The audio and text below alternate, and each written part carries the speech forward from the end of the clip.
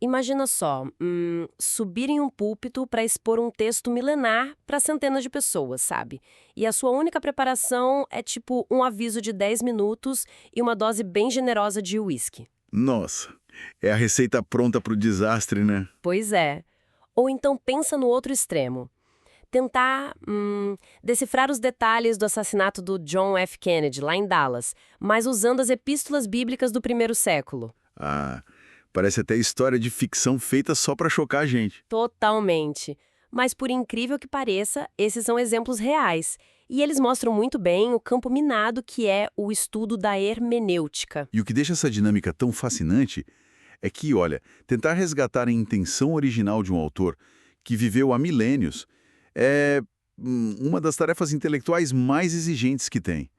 O abismo cultural e até linguístico é colossal. O que define muito bem a missão da nossa imersão de hoje. A gente vai mergulhar fundo nas engrenagens da interpretação textual. E para isso, vamos usar uma fonte incrivelmente rica, que é uma sessão de perguntas e respostas com o renomado teólogo Russell Shedd. Uhum, moderada pelo Jonas Madureira, num evento da Edições Vida Nova. Exato. E um aviso super importante para quem nos escuta agora. Embora o material central fale sobre Bíblia, teologia, as lições que a gente vai tirar daqui se aplicam a qualquer área. Com certeza. É sobre como lemos, como os nossos pressupostos agem na sombra, sabe? É vital para qualquer pessoa que busca conhecimento real em documentos complexos. Bom, começando pela história do uísque que você mencionou. O Shedd conta isso de um jeito muito pitoresco. Era um pastor escocês, e a história captura brilhantemente a essência da negligência na hora de interpretar um texto. Espera, me lembra como foi isso? A cozinheira que avisou ele. Isso mesmo. Era um domingo de manhã, e a cozinheira lembra o sujeito que faltam, tipo, 10 minutos para a pregação.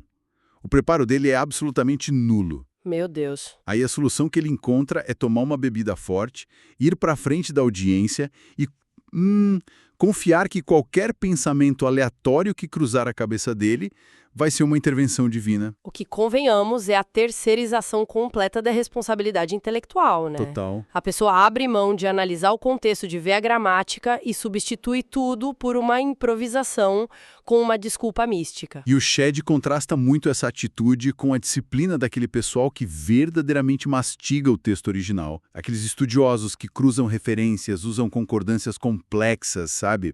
E não para inventar algo revolucionário, mas para não interferir na mensagem. Uhum. E aí a fonte traz um conceito fantástico que surgiu de um consenso entre alunos lá em Brasília. Eles chamaram de efeito trampolim. Nossa, essa expressão é cirúrgica. O efeito trampolim. Quer dizer, o texto não é o destino final, ele vira só Uma uma... plataforma de impulso. Exatamente. A mecânica disso é super insidiosa. O leitor vai lá, lê uma ou duas frases do original, mas, tipo, não tem a menor intenção de entender o que o autor quis dizer. Ele só quer validar o que já pensava. Isso, ele toma impulso naquelas palavras para dar um salto mortal em direção às próprias ideias. Ele não expõe o texto, ele se expõe, usando a autoridade do documento antigo como um verniz para as ideias dele. Sabe que, expandindo isso para fora da teologia, o efeito trampolim domina o mundo corporativo, né? E o acadêmico também, Ah, sem dúvida. o tempo todo. Pensa na quantidade de executivos que pegam uma citação isolada do Marco Aurélio ou então um artigo denso de neurociência só para validar uma cultura de trabalho tóxica que eles já queriam implementar. Pois é, ignoram todo o contexto do estoicismo. Ignoram tudo. O texto original é sequestrado só para a pessoa poder dizer, olha aqui, a filosofia milenar concorda com o meu plano de negócios. Eu fico chocada com isso. Mas sabe, condenar o cara do uísque, ou esse executivo mal-intencionado, é a parte fácil, porque aí tem uma negligência que é quase deliberada. Verdade. O perigo silencioso mesmo que a fonte aponta é que até o estudioso mais dedicado pode cair nesse erro sem perceber. E isso rola por causa dos nossos pressupostos, as nossas lentes. É tipo tentar rodar um software de última geração num sistema operacional de 30 anos atrás, sabe? Gostei dessa analogia. O código do programa que a gente quer ler está perfeito. Mas a arquitetura do nosso sistema, os nossos pressupostos, né, não tem os parâmetros para processar aquilo. E aí, corrompe tudo. Exatamente isso. Mostra bem que não existe leitura neutra. Quer a sua lente seja marxista, existencialista, cristã ou ateia, a informação crua passa por esse filtro. A fonte até entra numa discussão bem interessante sobre o método histórico crítico. Ah, sim. Que é útil, né? Muito útil. A arqueologia e a ciência trouxeram fatos vitais. O atrito só começa quando esse método deixa de ser só uma ferramenta histórica e passa a ditar as regras do que é ou não possível, tipo, operando com bloqueios mentais estritos, principalmente contra o sobrenatural. E isso me leva àquele caso famoso do Rudolf Bultmann, que o Shed e Madureira discutem, não é? O Bultmann é o exemplo definitivo de alguém que a visão de mundo engessou o texto antigo. Conta um pouco mais sobre como ele reescreveu a história. Porque, pelo que eu entendi, ele forçou uma reinterpretação brutal da ressurreição. Foi bem isso. O Bultmann operava com a cabeça do homem pós-iluminista. Para ele, qualquer pessoa moderna que usa medicina e eletricidade não poderia aceitar a ideia de um milagre físico intervindo na natureza. Tá, e o que ele fez com o texto, então? Ele aplicou um processo que chamava de desmitologização. Se você perguntasse se ele cria na ressurreição, ele dizia que sim. Mas se apertasse sobre o túmulo vazio e o corpo físico de Jesus, Ele negava. negava absolutamente. Para ele, a ressurreição histórica nunca ocorreu. Aconteceu só, tipo, na cabeça dos discípulos, no plano psicológico. Quer dizer, a arquitetura intelectual dele não suportava a ideia do milagre. Então, o software do texto original teve que ser reescrito para caber no sistema operacional da Academia Alemã da época. Perfeito. O evento foi esvaziado só para salvar a lição moral. Aí a gente se pergunta se ele ainda estava lendo o documento ou só escrevendo um tratado sobre si mesmo, sabe? E como o Chet sugere que a gente saia dessa armadilha? Bom, a solução dele vai totalmente contra essa arrogância. Ele defende que o leitor moderno tem que ter a disciplina de suspender o ceticismo que descarta o sobrenatural logo de cara. Mas ao mesmo tempo sem cair na ingenuidade, certo? Exato. Rejeitar aquela ingenuidade medieval que via milagre em cada esquina. A premissa central é tentar descobrir o que as palavras originais realmente ensinam, confiando que o texto tem coerência própria. Mas olha, sendo bem prática agora, isso parece quase impossível. Suspender a nossa cosmovisão não é como desligar um interruptor. Não tem um botão de liga e desliga. Como quem nos escuta pode equilibrar esse senso crítico com a humildade de deixar um texto antigo, sei lá, da Idade do Bronze, quebrar as próprias convicções? O segredo não é fingir ignorância sobre o mundo moderno. É desenvolver uma consciência metodológica. A gente tem que estabelecer uma fronteira entre o que o autor afirmou nos termos dele e o julgamento de valor que eu faço depois. Se você já chega com a certeza inabalável de que o texto é só um mito primitivo, o autor nunca vai ter voz.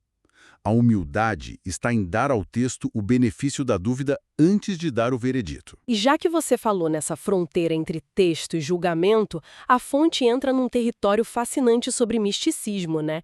E é bom deixar claro para nossa audiência que a gente não está tomando partido de nenhuma visão aqui, apenas reportando a análise lógica do Shed. Com certeza.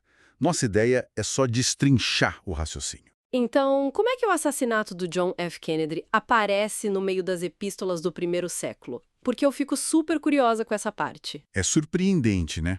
Essa intersecção acontece quando o Shed analisa 1 Coríntios 14 e 1 João 4.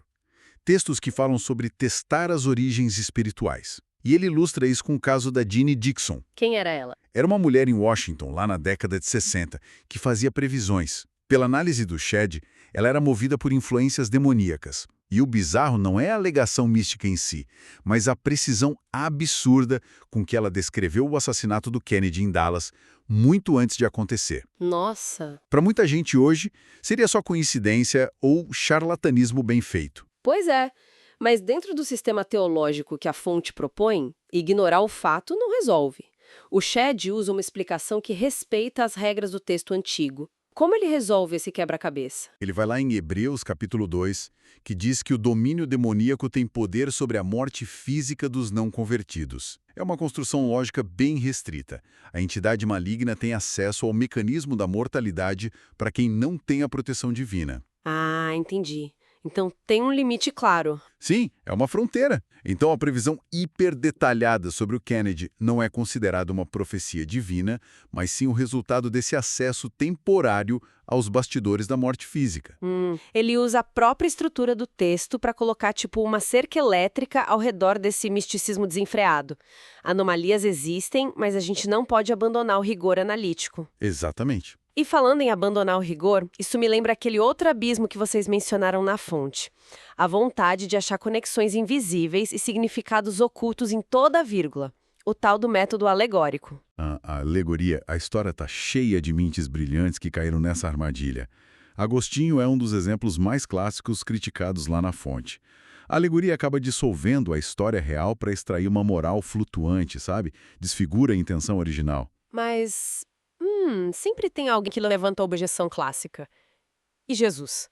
A parábola do semeador é pura alegoria. Semente, solo, pássaro, cada coisinha representa algo espiritual. Sim, e a resposta do Shedd para isso é genial pela simplicidade. Ele fala, se Jesus usou, está ótimo. Meu problema é que eu não sou Jesus. Olha, um choque de realidade, né? Eu não sou Jesus. Foi um jeito direto de delimitar a autoridade de quem interpreta.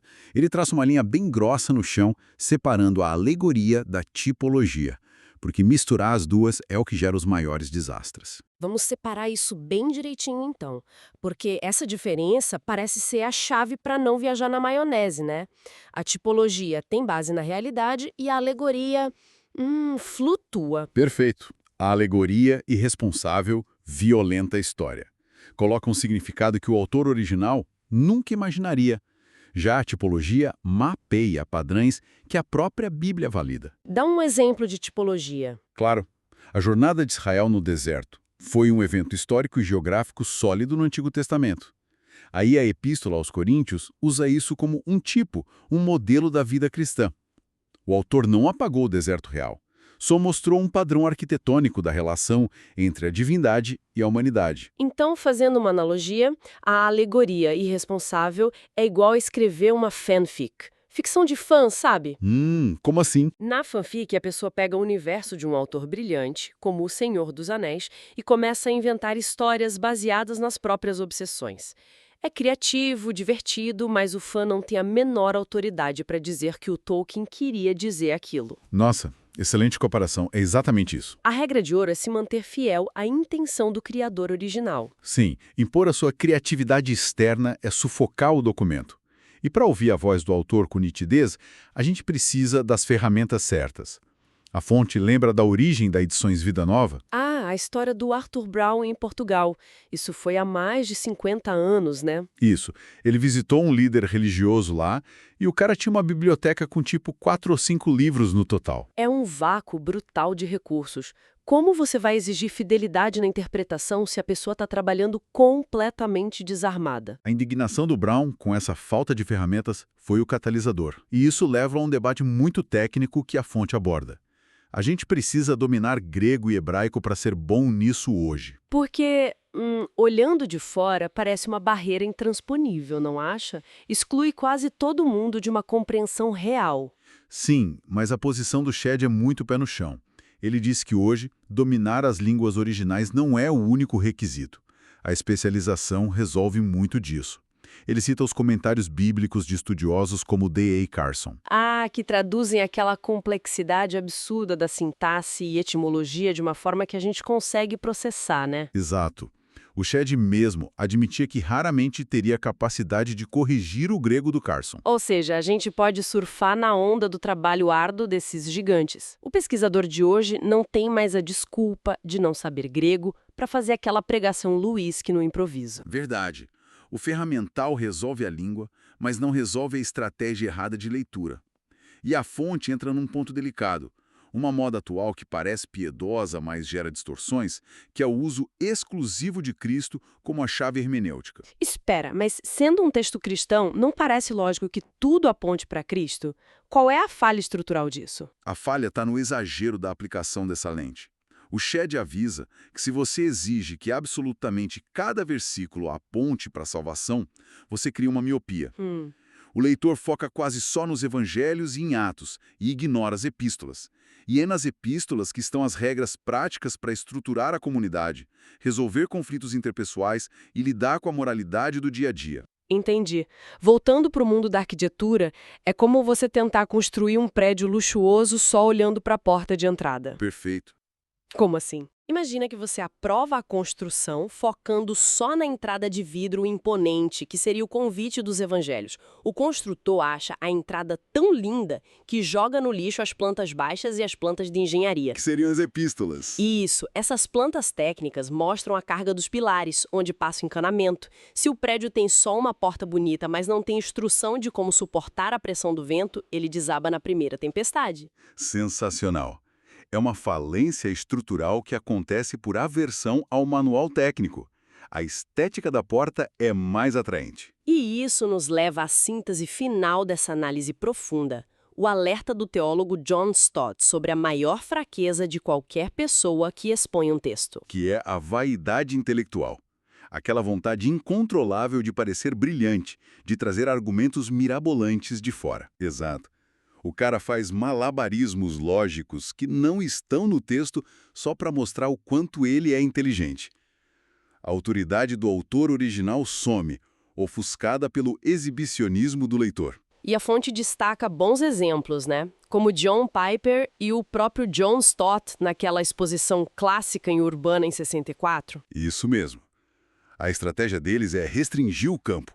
Pegam poucos versículos e seguem a lógica exata do autor sem atalhos. Eles forçam o intelecto a servir ao documento, não o contrário. Sabe, no fim das contas, essa imersão de hoje é um manual de sobrevivência para a era da informação. Quando você vai ler uma notícia, um documento científico, a maior virtude não é a velocidade com que você critica ou concorda. É o respeito. É a disciplina de entender o que o autor realmente disse, deixar as suas convicções do lado de fora da sala por um minuto. Com certeza. O documento tem que ter o direito de ser ouvido antes de ir para o nosso tribunal moderno. E olha, falando em tribunal moderno, eu queria deixar um pensamento provocativo final para nossa audiência. Manda. A gente passa um tempo absurdo tentando decifrar textos antigos e desenvolvendo métodos para não deixar a nossa mente moderna corromper a leitura. Mas e se a gente aplicasse o método inverso? Como assim o método inverso? Se a gente parasse de tentar acomodar essas verdades milenares nas nossas conveniências de hoje? Como as verdades cruas e muitas vezes incômodas desses textos diagnosticariam a nossa sociedade atual? Se o nosso sistema operacional moderno fosse auditado por essas obras antigas, sem filtro, a gente sobreviveria ao reflexo no espelho? Fica aí a reflexão para quem está nos ouvindo. É uma mudança de perspectiva e tanto. Pois é. E o lembrete final para vocês. Diante de um texto complexo, nada de uísque e improviso. Sentem e mastiguem o conteúdo com o respeito que ele exige. Obrigada por nos acompanhar e a gente se vê na nossa próxima análise profunda. Você pode crescer muito nos estudos na interpretação bíblica com bons livros. Veja na descrição 3 livros que farão você subir seu patamar de compreensão bíblica e hermenêutica bíblica. A Espiral Hermenêutica, de Graham Osborne. Hermenêutica. Fundamentos, Linguística e Testamentos, de Tiago Albuquerque. A Hermenêutica dos Escritores Bíblicos, de Abner Shaw. Você pode adquiri-los por meio dos links patrocinados da Amazon. Isso não tem custo adicional para você, mas nos ajuda muito. Obrigado e bons estudos!